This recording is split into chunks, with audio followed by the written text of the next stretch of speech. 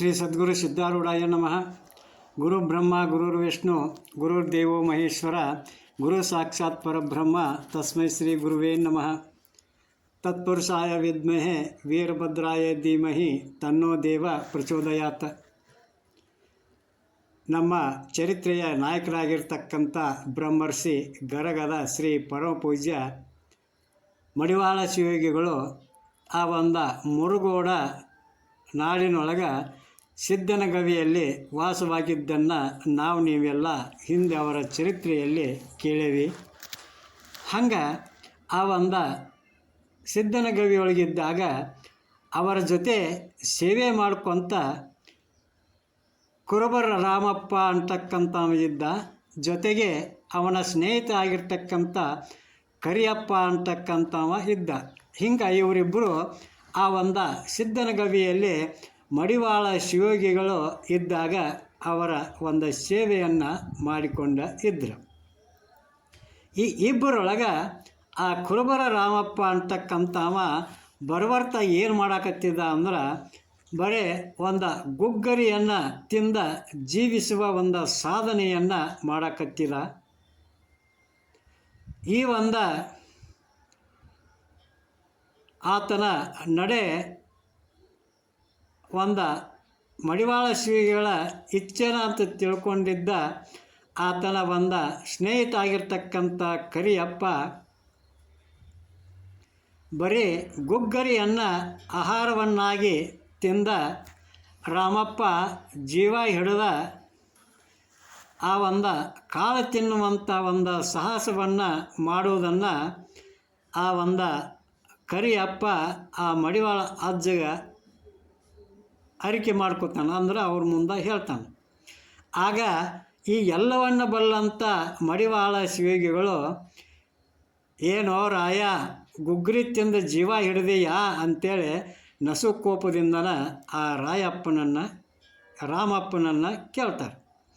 ಆವಾಗ ಆ ರಾಮಪ್ಪ ನಮ್ರಭಾವದಿಂದ ಭಕ್ತಿಯಿಂದ ಬುದ್ಧಿ ಈ ಕೋಡಿ ಜೀವಕ್ಕೆ ಏನು ಹಾಕಿದ್ರೇನು ಎಷ್ಟು ಹಾಕಿದ್ರೇನು ತಾವ ಹೇಳಿದ ಹಂಗೆ ಈ ದೇಹ ಒಂದು ಹರಕು ಒಂದು ಮ್ಯಾಲ ಗುಗ್ಗರಿ ಏನು ಒಣ ಕಾಳು ಏನು ಕೊಟ್ಟರು ಅದು ತಿಂದ ಮುಗಿಸ್ತೈತಿ ಅಂತೇಳಿ ಹೇಳ್ತಾನೆ.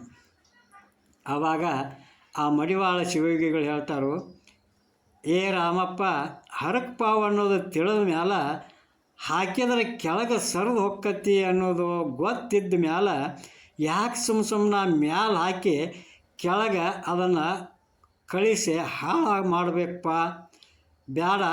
ಇನ್ನು ಮುಂದೆ ಜೀವ ಹಿಡಿಯೋ ಮಟ್ಟಿಗೆ ಅಷ್ಟ ಒಣ ಕಾಳು ತಿಂದ ಜೀವನ ಮಾಡು, ಅಂದ್ರೆ ನೀನು ಕಾಳು ತಿನ್ನು ಭಾವ ಆಗು ಅಂತೇಳಿ ಹೇಳ್ತಾರೆ. ಅದು ಅಲ್ಲದ ಆ ಒಂದು ಗುಗ್ಗರಿನ ಒಣ ಕಾಳನ್ನು ಸಹಿತ ತಿನ್ನಬೇಡ ಅಂತೇಳಿ ಹೇಳ್ಬೋದಾಗಿತ್ತು. ಆದ್ರೆ ನಾವು ಆತ್ಮ ಮರಗಿಸಿದಂಗೆ ಆಕೈತಪ್ಪ, ಪಾಪ ಬರ್ತೈತಿ. ಆತ್ಮನೇ ಪರಮಾತ್ಮ ಅಂತೇಳಿ ತಿಳ್ಕೊಂಡ ಒಂದು ಆ ಸ್ಮೃತಿ ವಚನ ಐತಿ ಅಂದಮೇಲೆ ಪ್ರಯುಕ್ತವಾಗಿ ಈ ಜಗದ ಋಣ ಮತ್ತು ಆ ಶಿವನ ಇಚ್ಛೆ ಎಲ್ಲಿವರೆಗೂ ಇರ್ತೈತೋ ಅಲ್ಲಿವರೆಗೂ ಆ ಒಂದು ಪರಮಾತ್ಮನ ಆಜ್ಞೆ ಇಲ್ಲದ ಒಂದು ಹುಲ್ಲು ಕಡ್ಡಿನೂ ಮಿಸ್ಕಾಡೋದಕ್ಕೆ ಆಸ್ಪದಿಲ್ಲ. ಇವತ್ತಿನಿಂದ ನೀನು ಕಾಳು ತಿನ್ನೋ ಭಾವ ಆಗು ಅಂತ ಹೇಳ್ತಾ ದೇಹದ ಮೇಲಿನ ಒಂದು ಮಮಕಾರ, ಜೀವದ ಮೇಲಿನ ಹಂಗು, ಶರೀರವೆನ್ನುವುದು ಹರಕು ಪಾವು ತಳ ಹೋದ ತಪೆಯಲ್ಲಿದ್ದಂಗೆ ಹಂಗೆ ನಿರುಪಯೋಗಿ ಆಗಿರ್ತಕ್ಕಂಥ ಈ ದೇಹದ ಮೇಲೆ ಆಸೆ ಮಾಡುವುದನ್ನು ಬಿಟ್ಟ ಆ ಒಂದು ಶರೀರದ ಜತನ ಎಷ್ಟು ದಿವಸ ಮಾಡಿದ್ರೂ ಕೂಡ ಒಂದು ದಿವಸ ಎಲ್ಲನೂ ಇಲ್ಲೇ ಬಿಟ್ಟ ಮಣ್ಣಿನ ಕಾಯ ಮಣ್ಣಾಗಿ ಹೋಗೋದು ತಪ್ಪಿದ್ದಲ್ಪ. ಆದ್ರೆ ಮಣ್ಣು ಗೋಡೆ ಮಣ್ಣಾಗುವ ಈ ಮಾನವ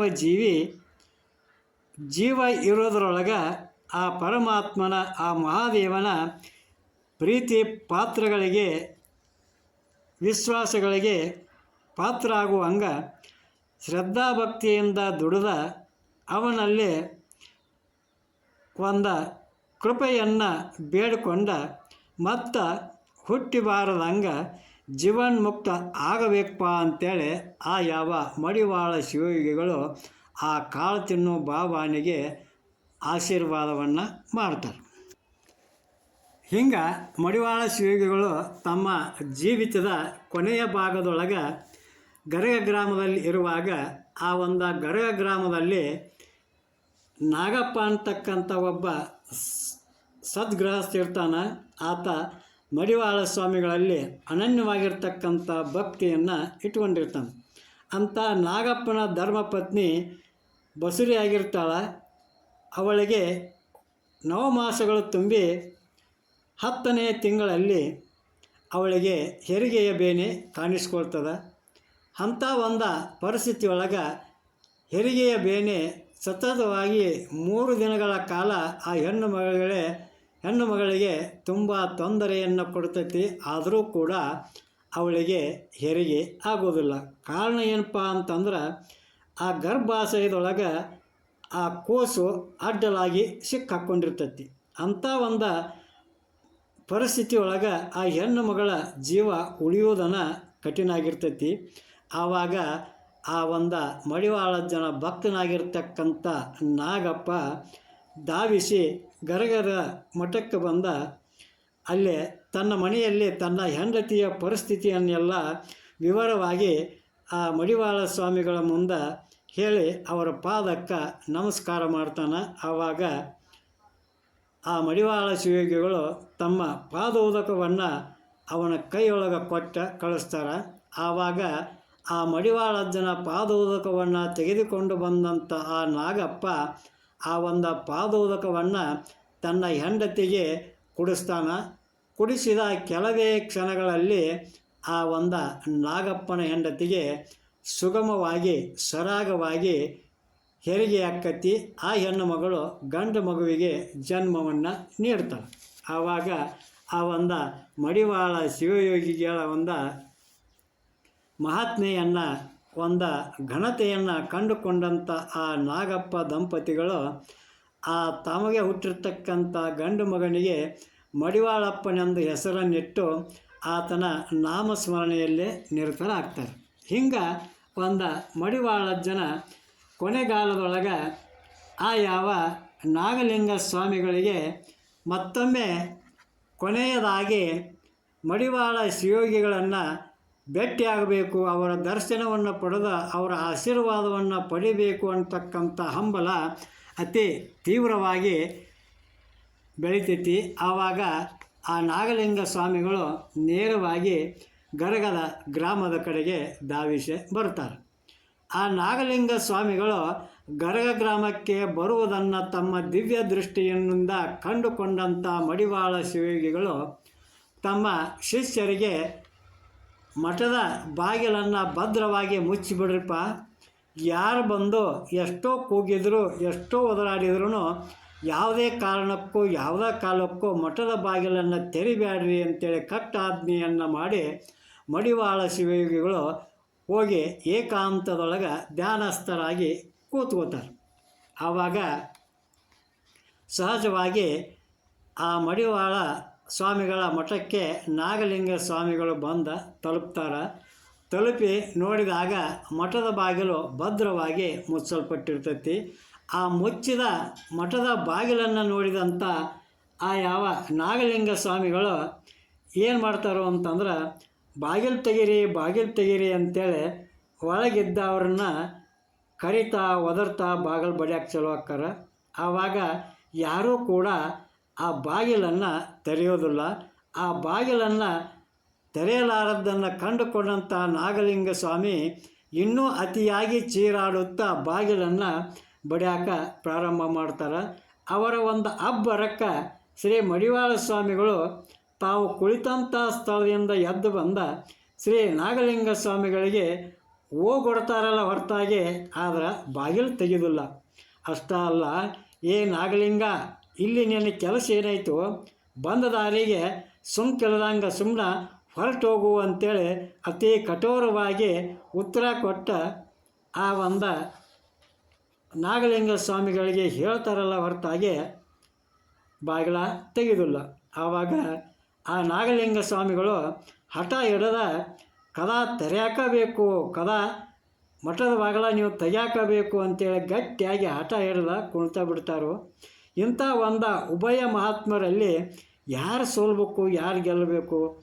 ಆ ನಾಗಲಿಂಗ ಸ್ವಾಮಿಗಳು ಎಷ್ಟೋ ಹೊತ್ತಿನವರೆಗೆ ಕುಂತು ಬೇಸರಾಗಿ ಆ ಭದ್ರವಾಗಿ ಮುಚ್ಚಲ್ಪಟ್ಟಂಥ ಬಾಗಿಲು ಯಾರೂ ಬಂದ ತೆಗಿಲೇ ಇಲ್ಲ. ಆವಾಗ ಆ ಬ್ಯಾಸತ್ತಂಥ ಆ ಯಾವ ನಾಗಲಿಂಗ ಸ್ವಾಮಿಗಳು ಕೊನೆಗೆ, ಏ ಮಡಿವಾಳ ಸ್ವಾಮಿ ಬಾಗಿಲ ತೆಗಿಪ, ನಿನ್ನ ಕಣ್ಣು ಹೋಗ್ಯಾವ ಅನ್ನೋದು ನನಗೆ ಗೊತ್ತೈತಿ. ಆ ತ್ರಾಟಕ ಯೋಗದಿಂದ ನಿನ್ನ ದೃಷ್ಟಿ ಮಂದಾಗೈತಿ.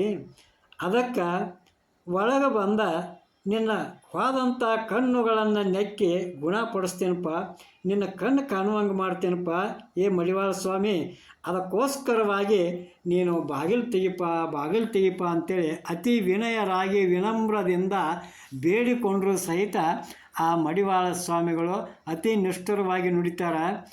ನನ್ನ ಕಣ್ಣು ಏನು ನೆಕ್ತೀವೋ ನಾಗಲಿಂಗ, ನೀನು ಕಣ್ಣು ನೆಕ್ಕುವುದಾದ್ರೆ ಈ ನಾಡಿನೊಳಗೆ ಕಣ್ಣು ಹೋದಂಥ ಅನೇಕ ಕುರುಡು ಜನ ಅದಾರು, ಅವ್ರ ಕಣ್ಣು ನೆಕ್ಕೋಗ ನನ್ನ ಕಣ್ಣು ನೆಕ್ಕಿ ಏನು ಮಾಡಾಮದಿ, ಅವ್ರ ಕಣ್ಣು ನೆಕ್ಕಿ ಗುಣಪಡಿಸಿ ಹೋಗು ಅಂತೇಳಿ ಮತ್ತೂ ಕಠೋರವಾಗಿ ಮಡಿವಾಳ ಸ್ವಾಮಿಗಳು ನುಡಿದಾಗ ಆ ನಾಗಲಿಂಗ ಸ್ವಾಮಿ ಕೇಳಲೇ ಇಲ್ಲ.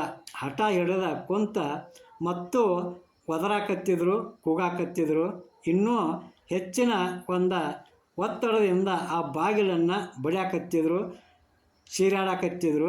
ಇಂಥ ಒಂದು ಆ ನಾಗಲಿಂಗ ಸ್ವಾಮಿಗಳ ಗದ್ದಲಕ್ಕೆ ಬೇಸತ್ತ ಒಂದು ಶ್ರೀ ಮಡಿವಾಳ ಸ್ವಾಮಿಗಳು ಕೊನೆಗೊಮ್ಮೆ ಬಾಗಿಲು ತೆಗಿತಾರೆ.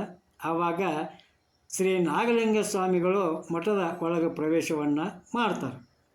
ಆದರೆ ಆ ತ್ರಾಟಕ ಯೋಗದ ಪರಿಣಾಮವಾಗಿ ವಯೋಸಹಜದ ಫಲವಾಗಿ ಶ್ರೀ ಮಡಿವಾಳ ಶಿವಯೋಗಿಗಳ ಕಣ್ಣುಗಳು ಕಾಣದಂತಾಗಿ ಆ ಕುರುಡ ಸ್ಥಿತಿಯೊಳಗೆ ಆ ಮಡಿವಾಳ ಅಜ್ಜ ಇದ್ದರು. ಆವಾಗ ಆ ನಾಗಲಿಂಗಪ್ಪ ಒಳಗೆ ಬರೋದು ಒಂದು ಸಂಜ್ಞೆ ಸಿಕ್ಕಾಗ ಆ ಮಡಿವಾಳ ಅಜ್ಜ ತಮ್ಮ ಇಚ್ಛಾ ಮಂತ್ರದಿಂದ ಸಂಕಲ್ಪ ಬಲದಿಂದ ತಮ್ಮ ಕಣ್ಣುಗಳಲ್ಲಿ ಆ ನಾಗಲಿಂಗ ಸ್ವಾಮಿಗಳನ್ನು ನೋಡುವಂಥ ಒಂದು ಸಾಮರ್ಥ್ಯವನ್ನು ಸ್ವತಃ ಆ ಮಡಿವಾಳ ಶಿವಯೋಗಿಗಳೇ ತಮ್ಮ ಒಂದು ತಪೋಬಲದಿಂದ ತಂದುಕೊಂಡ್ರು. ಆವಾಗ ಮಹಾತ್ಮರಾಗಿರ್ತಕ್ಕಂಥ ಇಬ್ಬರು ಪರಸ್ಪರರನ್ನು ದಿಟ್ಟಿಸಿ ನೋಡಿ ತಮ್ಮದೇ ಆದಂಥ ಒಂದು ಸಾಂಕೇತಿಕ ಭಾಷೆಯಲ್ಲಿ ಮಾತನಾಡಿಕೊಳ್ತಾರೆ. ಆವಾಗ ಆ ಉಭಯ ಸತ್ಪುರುಷರ ಒಂದು ಸಮಾಗಮ ಅಲ್ಲಿ ಒಂದು ಅದ್ಭುತವಾದಂಥ ಒಂದು ಪವಾಡವನ್ನು ಮಹಾತ್ಮೆಯನ್ನು ನಿದರ್ಶನವನ್ನಾಗಿ ತೋರಿಸಿತು. ಈ ಒಂದು ರಹಸ್ಯ ಪೂರ್ಣವಾಗಿ ಅಲ್ಲಿದ್ದಂಥ ಒಂದು ಶಿಷ್ಯರಿಗೆ ಅಚ್ಚರಿಯನ್ನು ಉಂಟು ಮಾಡಿತು.